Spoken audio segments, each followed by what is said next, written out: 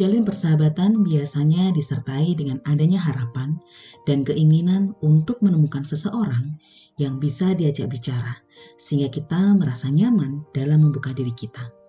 Bisa menjadi tempat bersandar untuk memberikan support secara psikologis maupun secara emosional. Juga bisa diajak menikmati berbagai momen yang kita alami dan juga perlu kita rayakan bersama dengan sahabat kita. Namun, saat menjalin persahabatan tak jarang kita juga mengalami kekecewaan yang bersumber dari harapan kita yang terlalu ideal. Andai hanya sekedarnya, mungkin itu bisa dijadikan sebagai momen untuk saling mengasah diri, beradaptasi, dan juga berkembang. Tapi apabila kekecewaan demi kekecewaan semakin mendalam, perlukah kita evaluasi? Ya, kita perlu mulai mengevaluasi persahabatan ketika sahabat kita secara terus-menerus menjatuhkan kita, harga diri kita, dan membuat kita merasa seperti tidak bisa dan apapun yang kita lakukan sepertinya tidak pernah benar di mata mereka. Sehingga kita berpikir bahwa semuanya salah kita, salah, dan selalu salah kita. Sampai pada titik di mana kitalah yang selalu meminta maaf bahkan untuk kesalahan yang tidak pernah kita perbuat. Situasi persahabatan yang semestinya menjadi dukungan emosional dan positif ternyata malah melelahkan. Kita lelah dengan berbagai tekanan emosional yang terus-menerus dan saat itu perlu kita waspada.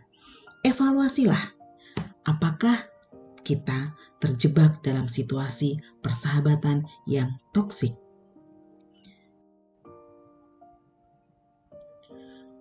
Toxic relationship sangat memungkinkan kita alami ketika dalam persahabatan sudah tidak ada lagi penghargaan, namun lebih banyak terjadi kontrol dari sahabat kita dan juga bahkan munculnya berbagai perilaku-perilaku abusif. Situasi ini bukanlah situasi yang sepele dan jika terus terjadi tanpa dikelola dengan baik akan memberikan dampak jangka panjang. Dampak jangka pendek mungkin akan mengganggu akademis kita, namun secara jangka panjang bisa berdampak pada hancurnya impian masa depan yang indah karena kita tidak lagi memiliki tenaga yang produktif untuk mempersiapkannya sejak saat ini. Dampak psikologisnya juga bisa menyebabkan kondisi future victimization, di mana kita akan sering merasa tidak aman, merasa tidak percaya diri. Seringkali kita merasakan ketakutan, dan juga merasa tidak berdaya. Kenalilah tanda-tanda ini.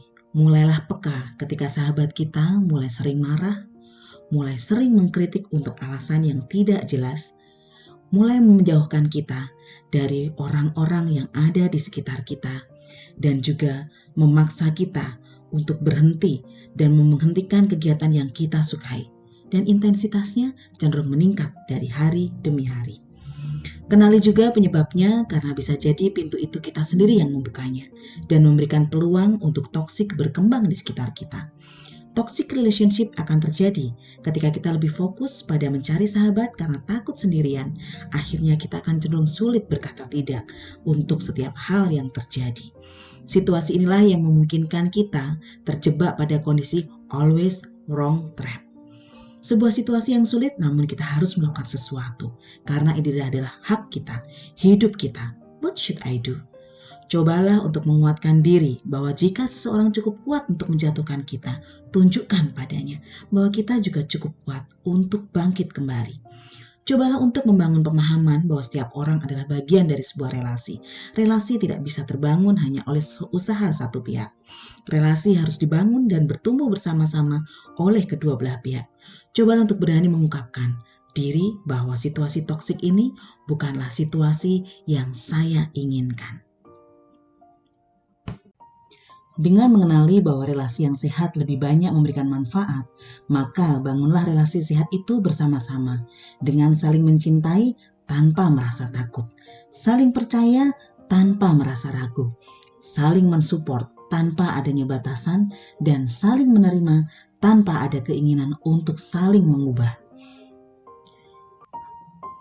Inti dari persahabatan sejati adalah mencintai tanpa syarat, mampu mengungkapkan diri tanpa ada kepentingan, mau saling memberi tanpa perlu ada alasan dan saling peduli tanpa harapan dan tanpa syarat.